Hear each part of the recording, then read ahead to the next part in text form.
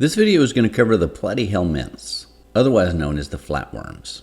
So these are the four taxa that we've covered thus far, and the last ones we covered were the ctenophores, and before that the cnidarians. And so they were showing a diploblastic pattern of development, and they also showed basically radial or biradial symmetry with a little bit of movement, but not much. So now we're getting into a group that is a clade that contains the majority of animals, and we're going to see we've established a major evolutionary leap forward with triploblastic organisms. So in addition to endoderm and ectoderm, now we have mesoderm. We also see that now we see the evolution of bilaterally symmetrical animals. So most of them have a high degree of cephalization, and this is going to be associated with much more movement-oriented lifestyle in many cases. So again, the first group we're going to cover are the Platyhelminthes, the flatworms. The other thing about when we get into this clade over here, notice that this is the group we call the protostomes. Remember early on we talked about the four key developmental differences between protostomes and deuterostomes, and we're going to spend quite a bit of time in this clade called the protostomes. So the Platyhelminthes are the flatworms, and literally the translation of Platyhelminthes means flatworms. There are about 30,000 described species, but likely many, many times that have yet to be discovered and described. Many of them are free living in the aquatic environment, both freshwater and marine, but most of these are parasites, and we're going to talk about some of the really amazing complex life cycles of some of the parasitic forms. So the basal lineages represent this paraphyletic group that has traditionally been referred to as the Turbellaria. We used to think it was a monophyletic group, but now we know that it just includes the ancestor and some of the descendants, but it doesn't include the CaNeodermata, which is the sister group to just one of the clades in the Turbellaria. But we still refer to these kind of as a functional group because they do share a lot of things in common, like free living for the most part. But if we look into the CaNeodermata, we see that there are three primary subclades, and these are all parasitic flatworms. So the biggest group of these are the trematodes.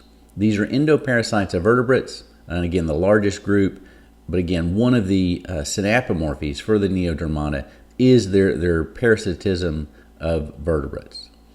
Another synapomorphy for the CaNeodermata is a syncytial tegument. And we'll talk about this in a little bit. This basically means the epidermis is fused into this really massive multicellular structure that provides some protection against host defenses against these parasites. A much smaller group is the Monogenea. These are ectoparasites of aquatic vertebrates, and they have these posterior adhesive hooks, and actually some anterior ones too. So we got the prohapter and the opistapter that we'll talk about later. The last group within this clade is the Cestoda. These are commonly referred to as the tapeworms. These are also endoparasites of vertebrates, and this is also a very large group of flatworms. These are highly derived organisms with a lot of modifications of their body. Because they live inside of the digestive tract of their host, they've lost a lot of their sensory systems, and also they could completely lost their digestive tract. They simply absorb all the nutrients inside their host digestive tract through their epidermis. And one of the things we're going to find in a lot of these parasites is they, instead of trying to move, they try to make sure that they don't get washed away or moved out of their host. And so they've evolved these hooks and suckers, and one of the key ones that's seen in the tapeworms is a structure called the scolex. Now at this point I wanted to point out that if you look in the literature, there's debate between the scolex. Is it at the what would quote unquote be usually called the head end, the anterior end, or is it the posterior end? Your book kind of takes the tack that it's the posterior adhesive structure in common with the opistapter that we see in the monogeneans, but recent developmental studies have indicated that it probably really is referring to the anterior end. So as I mentioned, these are triploblastic organisms. In addition to the endoderm and ectoderm, now they have mesoderm, but it's basically completely filling this area between the endoderm and ectoderm. So these are acoelomate animals. They do not have a body cavity. The epithelium, which is made up of the ectoderm, is glandular, and it's ciliated in the free-living forms, the turbularians, and these glands function for a variety of reasons. So in these free-living forms, they usually kind of travel on this mucus pathway, and this kind of just makes it easier for them to move. But also they cover their body in this mucus because they can spend some time in the terrestrial environment without drying out. In some aquatic forms, they want to secrete attachment and releasing substances so that they can attach to a substrate and then release from a substrate when they want to leave that area, if they want to be washed away or swim away. And sometimes these secretions also have some toxic aspects to them so that they can help to capture and subdue the prey that they're going after, and also to begin the process of digestion. If you look at the epithelium of the parasitic forms, though, remember the CaNeodermata, that CaNeodermata actually refers to this new epithelial structure, which is called the syncytial tegument. This is, again, just this shown here in this kind of a yellowish form. It's just this complete fusion of the cells that would normally make up individual cells of the epithelium. Now we just have this continuous sheet, and so that helps to them to resist the digestive enzymes of their host and also any kind of immune attacks that the host may generate. But at the same time, it is still allowing for selective transport of material. So if they're in their host digestive system, they can still absorb those host nutrients. And then they also have to get rid of nitrogenous waste, and we'll see in large part that is done in many forms through diffusion through the epidermis. And also exchanging gases. They don't have a respiratory system, so they still need to exchange CO2 and oxygen. And so this syncytial tegument is resistant to certain enzymes and defenses, but it is still allow for a selective transport of various metabolic products that the worms need. So as the name implies, these flatworms are dorsoventrally flattened, but they show clear bilateral symmetry. There's only one area, one plane that you can cut this animal into to get a left and a right side. And also there is a clear head in most of these platyhelminthes, especially the free swimming, the free living forms, and they tend to move into the direction of their environment head first. And if you're going to be doing that, you need a concentration of sensory structures and a brain to help coordinate that movement. So they don't have any rigid support system. Instead, the support is by muscular tissue and the mesoderm that fills their acoelomate bodies. Now, as far as the muscular system goes, they're a really complex internal muscular system with longitudinal muscles running the length of the body, and those would be shown here as the little dots kind of coming out toward you. Circular muscles that are going around the organism that allow it to scrunch up its body, kind of in a cross section. And then these diagonal muscles that allow for some more complex kind of twisting of the body. As far as the nervous system goes, we've got a big advance here. So with the cephalization, we have the cerebral ganglia, which basically serves as a brain, and a variable number. In this case, it looks like they're just two longitudinal nerves, in this example of this flatworm, running the length of the body with these interconnecting transverse nerves. So it produces this ladder-like system where there's a lot of potential communication between a nervous material.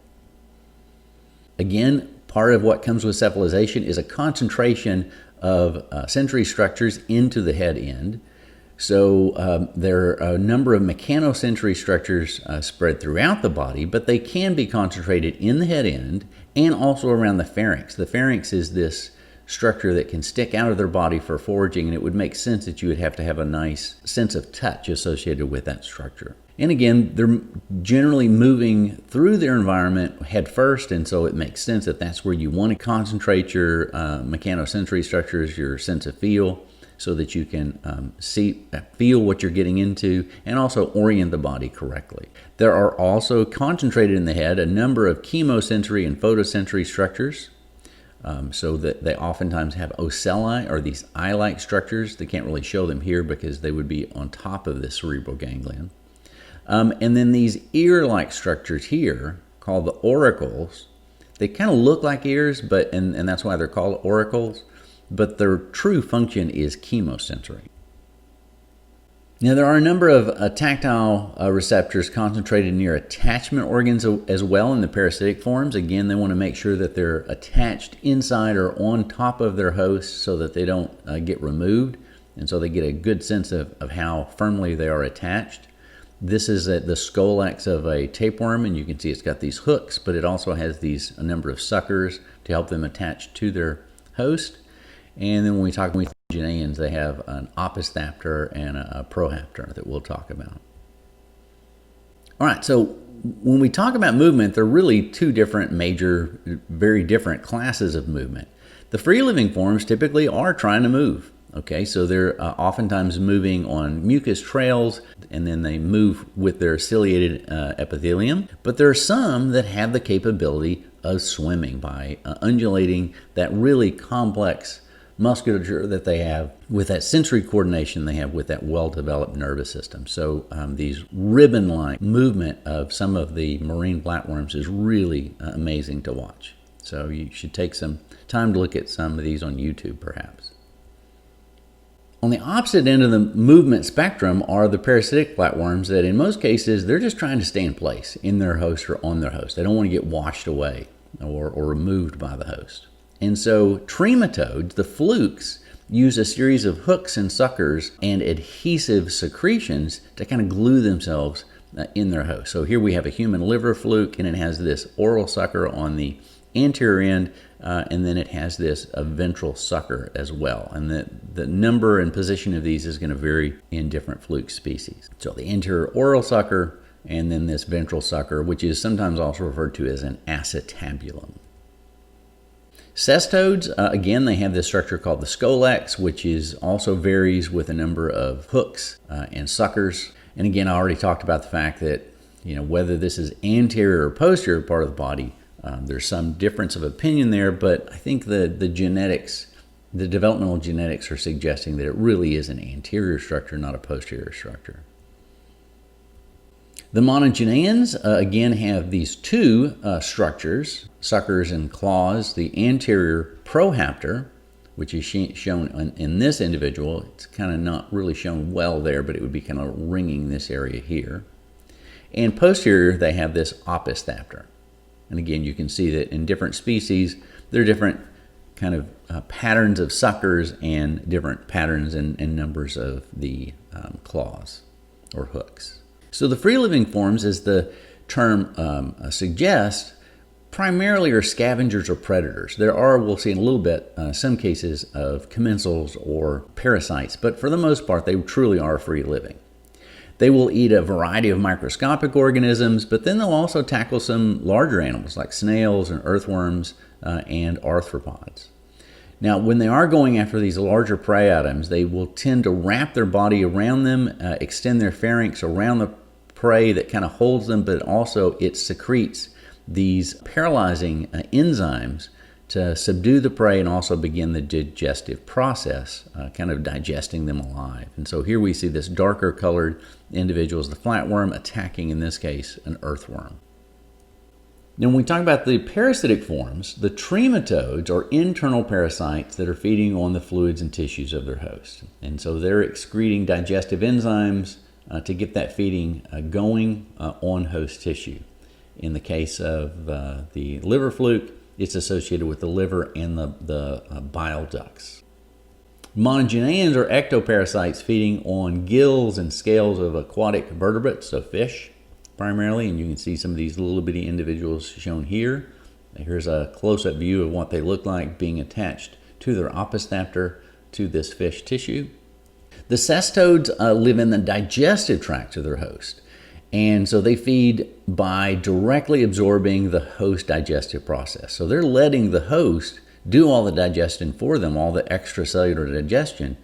And again, with their really thin, simplified bodies, without a mouth, without any kind of digestive tract at all, they're simply absorbing that nutrition through their host in their small intestines. So the free-living flatworms, once they've captured their food, they have to digest that food extracellularly in what's called an incomplete digestive tract. So there's a ventrally located mouth. And so here we're looking at the underside of this animal. So you can see here where the mouth and this pharynx that sticks out. So the pharynx leads to this gastrovascular cavity, but it doesn't have an anus. So waste products have to go back out the mouth, back out through the pharynx. And the complexity of this gastrovascular cavity varies, but in many cases, it's highly branched, as you can see here. In other cases, it's basically just a simple blind sac in some of the smaller species, but the bigger you are, the more you need these branches going throughout the tissue to help deliver and digest that nutrition in situ in each location throughout the body. And we'll see that this is in large part due to the fact, the reason they got to do this is they don't have a circulatory system. Trematodes are consuming host tissues through the mouth and the muscular pharynx, and they tend to have much simpler branches of this gastrovascular cavity. So basically just these intestinal ceca. Ceca refers to just a relatively simple sac. They can also, depending on where they're living, if they're living in the bloodstream, they can absorb some of the nutrients of their host directly across the tegument, across that syncytial tegument. And again, the most specialized of these, I've already talked about, the cestodes or tapeworms. They don't have a mouth, any other part of the digestive tract. They really are just absorbing their nutrients directly from their host living in their intestinal tract. Now, one of the things that they do to increase the efficiency of that absorption is they have teeny tiny little finger-like projections coming off of the epidermis called microtricks. And this is simply to increase the surface area so that they can absorb more efficiently the host nutrients. As far as excretion goes, they use protonephridia when they have it, and the protonephridial number and structure varies among flatworms, primarily due to different osmoregulatory issues. If you're a free-living flatworm living in fresh water, you have a constant problem of that fresh water trying to invade your tissue. Remember how osmosis works for freshwater organisms. So they're constantly having these flame cells take this excess water that's flowing into the body, pushing that through these tubules for selective resorption, and then getting rid of as much of that water as possible so that they don't rupture their body. But again, this is going to be the biggest problem associated with those that are living in freshwater, so they're going to have the more complex and a greater number of the protonephridia. There's really not much excretion used associated with the protonephridia. I mean, there will be a little bit of selection resorption in these tubules here just so that they don't wash out too much in these freshwater forms, some of their solutes that they need to keep in the body. But in most species that don't really have these osmoregulatory problems, they simply get rid of their nitrogenous waste through excretion just across the epithelium via diffusion. As I mentioned, they don't have a circulatory system, they don't have a respiratory system, so circulatory system, I mean, all the oxygen gas exchange occurs across their epithelium because, again, they're really flat, and most of them are staying in these wet environments, and so that's all you need if you're a flat, thin organism. And they don't really need to circulate food products because, again, that gastrovascular cavity is extending throughout the body and taking care of that locally. And these animals are still ectothermic. All right, let's get into reproduction. For the free-living flatworms, it's fairly simple life cycles. So they do have asexual reproduction, either through, most typically through asexual fission, where individuals can either bud or show some kind of breaking up into multiple individuals to produce clonal individuals. Sexual reproduction, individuals are monoecious, meaning that an individual is both male and female, and they have these pores in their body for releasing of gametes, and these are called gonopores. The gonopores, in some species, they're separate male and female gonopores. In some cases, they just have a shared common gonopore for both sperm and the eggs. The testes, as you can see in this free-living example here, the testes produce the sperm, and then it's stored in the seminal vesicles, shown here. And then muscular contractions can evert a penis, which is used to copulate with another individual. And we'll talk a little bit more about that. Looking at female reproductive capacity, there are two different main categories of eggs. The ancestral forms that's seen in most of the free-living flatworms is what we see in most animals in general, what are called endolesethal eggs. Okay, now these are some new terms for you. Endolesethal refers to the fact that the egg is produced in concert with the yolk, and so they're all put together by the same structures. Later lineages show this unique pattern of egg development called an ectolesethal egg. In this case, the ova are produced in a set of organs, and then the yolk are produced in a completely separate set of organs, and then they're just subsequently combined together within an egg shell. And so that's what we're showing here. We have the ovary where the ovum is being produced and an oviduct that's delivering it to the vagina. But over here, way over here, we've got a separate set of structures, the vitellaria. This is where the yolk production occurs, and then that yolk has to be combined with the eggs later on. And then these eggs, again, are stored, common storage structures associated with the vagina. Now, with regard to sexual reproduction, most individuals do show copulation with other individuals, but some species do show the capacity for self-fertilization. In some cases, mating seems to be a fairly cooperative venture where there's mutual exchange of sperm. So individuals will come together, they will copulate by mutual insertion of the penis to exchange sperm either directly into the gonopore, or in some cases, the sperm can be simply injected anywhere in the body hypodermically, kind of like a shot. And then the sperm can migrate within the mesoderm to the female part of the reproductive system. So in some cases it's cooperative, but in a lot of cases it's competitive. And individuals are competing to be the sperm donors, and they resist sperm acceptance. So what does this resistance involve? Well, in some cases, they'll actually remove and digest much of the sperm that they receive. In other cases, they don't even try to get it. They compete in what is called penis fencing. That's what these two flatworms are doing here. Their penis is it's actually two of them. It's a pair of them in this species. They're like these daggers, these hypodermic daggers that they try to inject the sperm into the bodies of their rivals. And it can cause some pretty major wounds in some of these individuals. So why is it competitive in this situation? Well, it turns out in these species that if you're a sperm donor, then that really didn't take a lot of reproductive effort or investment. You donate your sperm to a mate. You may have a lot of fitness associated with that individual taking your sperm and fertilizing their eggs, and you've reproduced a bunch of offspring. And then you're able to go find another individual to do some more penis fencing and get more fitness that way.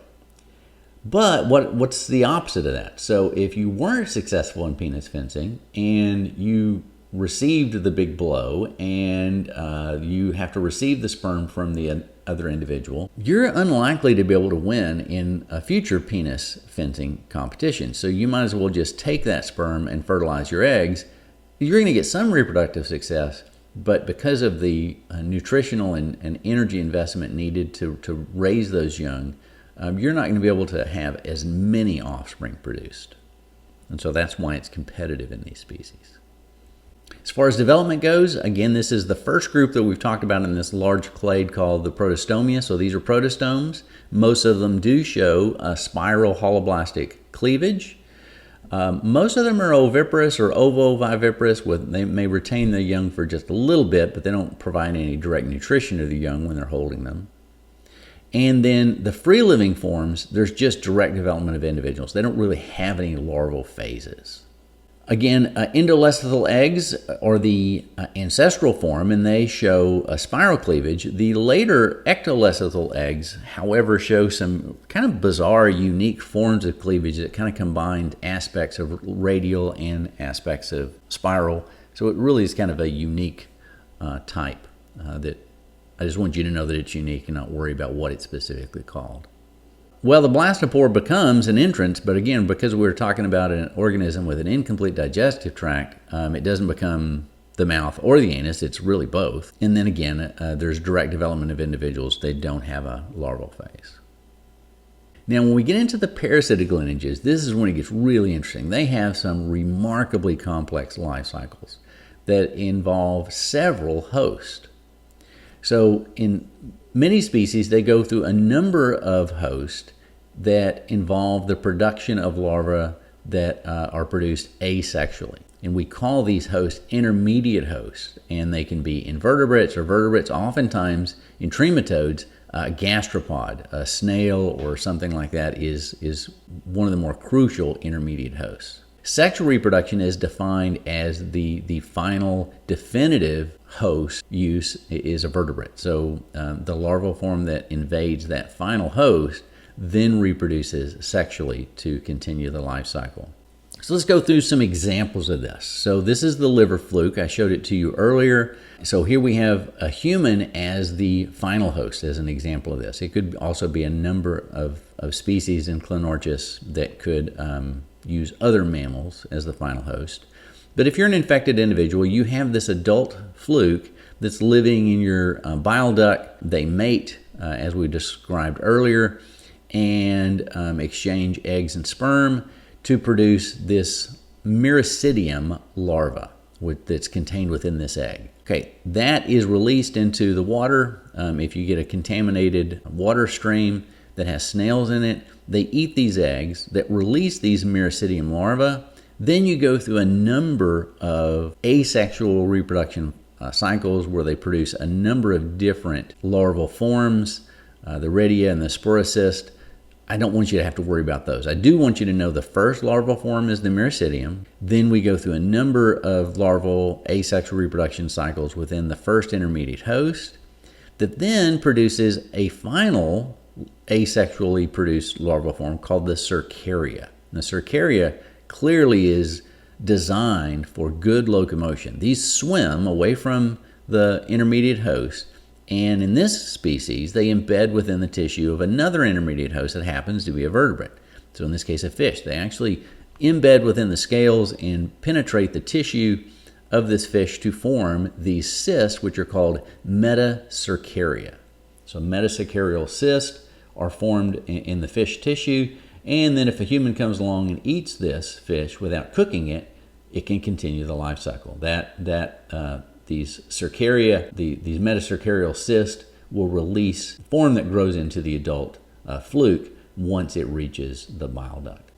Okay, so I kind of went through this already. Adults live in the bile duct, get the contaminated feces in the water. The first larval form that hatches in the snails, the Myristidium.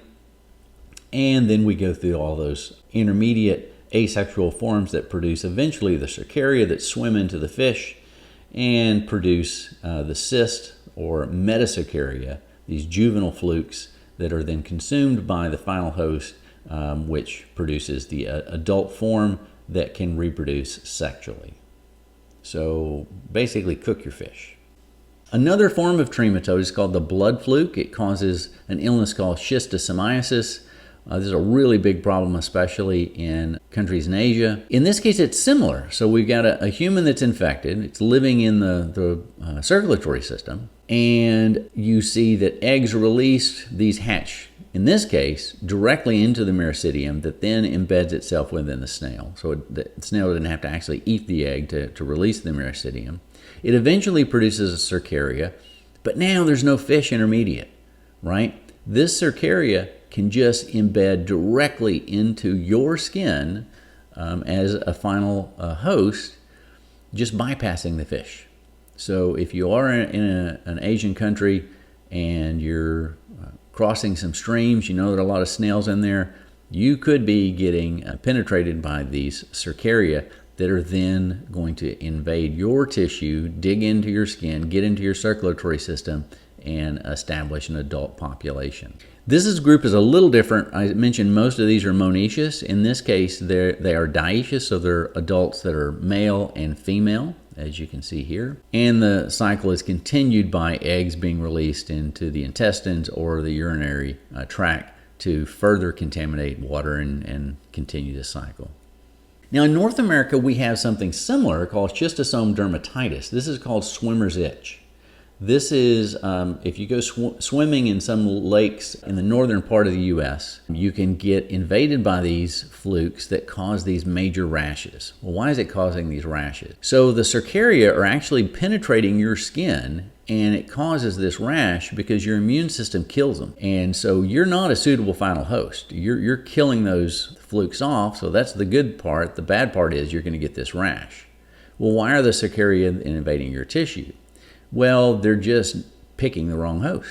Normally what they would do, the cercaria would swim into a proper final host, which would be a bird. But again, this is one of these cases where the snails are one of the crucial intermediate hosts to continue the cycle. So the Miracidium gets into the snail that then again produces the cercaria. So in some of these northern lake areas where there are resorts and they don't want their guests to get swimmer's itch, they will treat the water to get rid of the snails to break this life cycle. Here's another really bizarre adaptation that some flukes have to continue their life cycle. There are some flukes that will entice the final host to actually eat them from their intermediate host. This is the case where we have flukes that are invading terrestrial snails. Okay, so previously I've been talking about these larvae swimming. Well, that's not going to work in the terrestrial environment. So what happens here is the larvae that produce the cercaria invade the antenna of a terrestrial snail, and they produce these pulsating, very dramatic color and movement patterns that attract predatory birds, and the birds then eat the tentacles.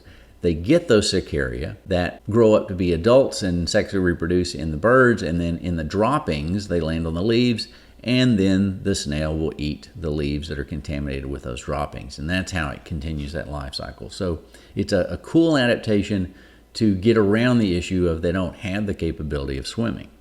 And this is another thing that you probably want to look at on YouTube. Look up, I found a link called Zombie Snails, and it shows some really cool video of these pulsating tentacles in the snail. All right, let's move to the tapeworms. The Cestoda-Taenia saginata is the beef tapeworm, and this is a good representative of what tapeworms do. Adult tapeworms live in their final host, in this case humans can be the final host of these, and they can grow up to 10 meters long. So that's longer than 10 yards, greater than a first down, all coiled up in your intestinal tract. Can represent about 2,000 individual body segments. These individual body segments are called proglottids. Those proglottids on the posterior end get larger and larger as there is reproduction between individuals. The sperm fertilize the eggs in this proglottid. They produce these mature eggs. These proglottids break off in the feces, contaminate grassy areas, the cattle eat them, and then asexual reproduction occurs in the tissues of the cows. They form cysts in the muscles, and then if you eat some of this beef without properly cooking it, this cyst pops out a little scolex that embeds within your intestinal tract, and you are growing a new pet.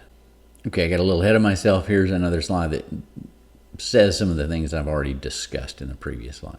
So how long do flatworms live? Well, we're still talking about animals that have considerable powers of regeneration. So if you damage their tissue, they can regenerate them, large parts of their body, using stem cells, these pluripotent cells that they retain.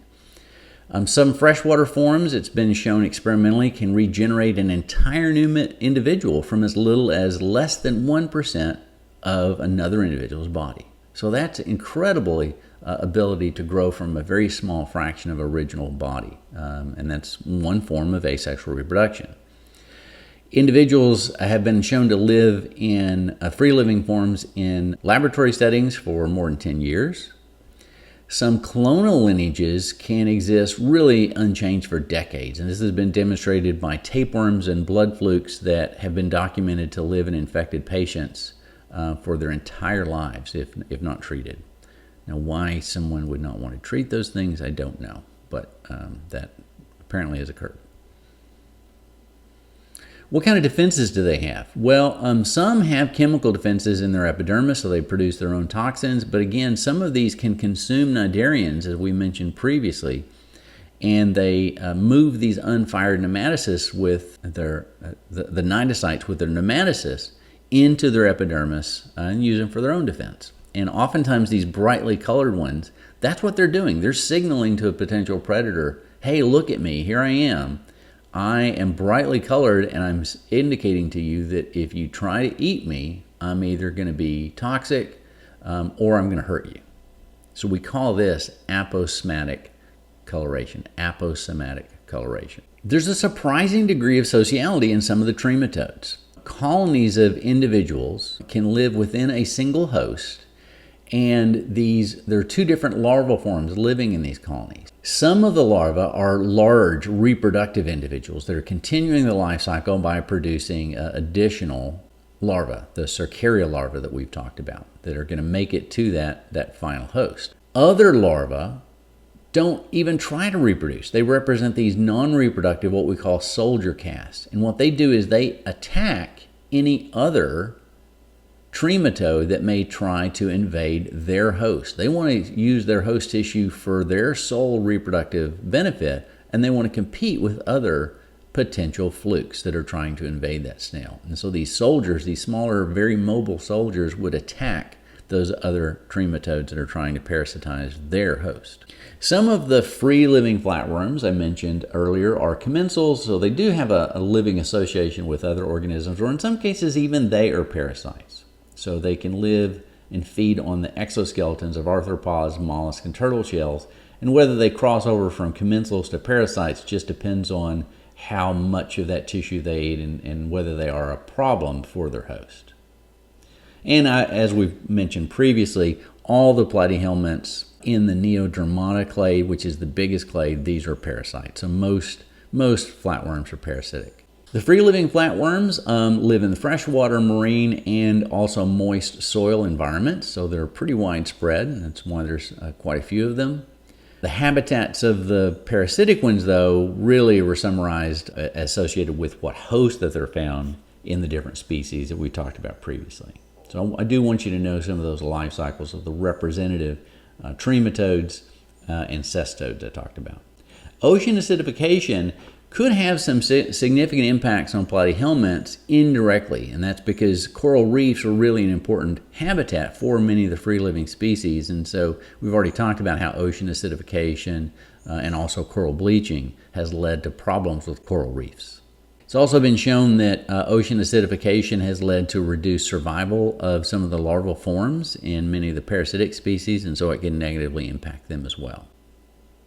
So in review, the clade is the Platyhelminthes, but there are several subgroups. The first, the basal lineages, represent this paraphyletic group called the Turbellarians, which are primarily free-living. But the biggest group is the CaNeodermata, which includes the trematodes, also known as the flukes, that have these really complex life cycles. So know the larva, the first larva are the Mercidia, then they go through a series of larval phases, typically within a snail host that produces the cercaria that invades either another indirect host or the final host. And the final host gets infected by consumption of cyst in the previous intermediate host or directly of the cercaria embedding their tissue. But if it eats the cyst, cysts are called metacercaria. The monogeneans are fish parasites, and they attach to their host with prohapters and opistapters. The cestodes, or tapeworms, also have complex life cycles, and they are attaching to their host by the use of a scolex, and the individual body segments are called proglottids, and they get bigger and bigger as you get to the posterior part of the body with the ripe eggs, ripe fertilized eggs. And because of where they live, they tend to have a reduction of their system complexity with a complete loss of the digestive system. So this is the first triploblastic acoelomate bilaterally symmetrical animals that we've seen, and many of them do show cephalization, at least the free-living forms. It's not really very substantial in the parasitic forms. They have a glandular epidermis that's really important in the free-living forms, and then the syncytial tegument in the CaNeodermata, the parasitic forms. And so understand what those functions are. Really complex musculature and extensive movement. It allows extensive movement in the free-living forms, but the parasitic forms, they don't want to move. They want to have those structures, the hooks and sucker type structures for anchoring in place. They have a complex nervous system with cephalization, the free-living forms, and so they have a brain or cerebral ganglia and a head end, so showing cephalization. And then they also have a number of mechanoreceptors spread throughout the body and also concentrated in the head. But photoreceptors, ocelli they have, and then the auricles are chemosensory primarily. Again, they have a dorsal ventrally flattened body, so that they don't really need much of a skeletal system. It's mainly just the soft tissue that supports the body. And they don't have a circulatory respiratory system. Again, the digestive tract is extensive enough that they don't need a circulatory system, and the body's flat enough that they can exchange gases just through diffusion. So again, that extensive digestive tract in the free-living forms, especially the big ones, its loss or greatly reduced in many of the parasitic forms. Protonephridial system complexity varies primarily depending on the osmoregulatory demands. So the freshwater species have more complex and larger number of protonephridia. And again, developmentally, this is the protostome group, the first one of the protostome group that we covered, and we're going to be staying within the protostomia for a while now. Lots of variation in life cycles, reproduction, and development. The biggest difference is the difference between the free-living and the parasitic lineages, but I do want you to know those life cycles associated with the parasitic lineages and know the competition that you see in some cases, or the collaboration in some cases that you see in reproduction of the free-living forms. They do have extensive regenerative abilities and have the potential for long lifespans, and also have some pretty considerable defensive capabilities. And some of the flukes have some really surprising complex social systems involving reproductive forms and soldier castes. And then we talked about the various forms of symbiotic interactions that we see. In most cases, we're talking about symbiotic forms associated with a parasite and a host. And then we talked about the wide range of habitats that are used by the free-living forms and a huge range of hosts that are used by parasitic forms.